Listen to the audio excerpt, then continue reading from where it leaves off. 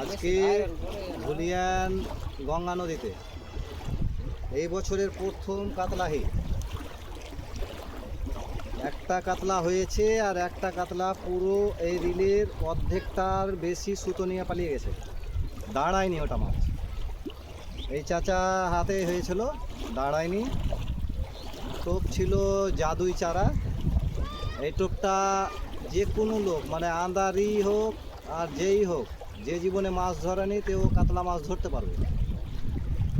এক বছর, গত বছরও আমরা অনেক মাছ পেয়েছি এই টোপে। এই বছরও কি চাচা কেমন? হ্যাঁ ভালো, হ্যাঁ ভালো টোপ, এটা সবাই পাবে।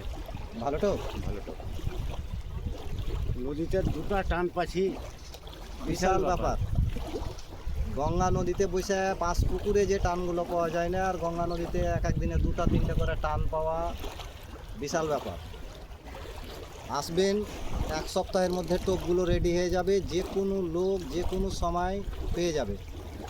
এই টোপ রেডি টোপ, শুধু কিছু মাল লাগবে, নিয়ে যেয়ে ওই মালটাকে আন্দারি লোকও রেডি করে নিতে পারবে।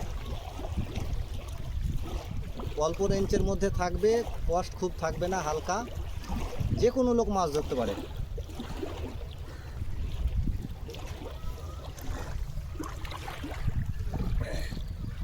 বনশিলে আলো বোধ হয়।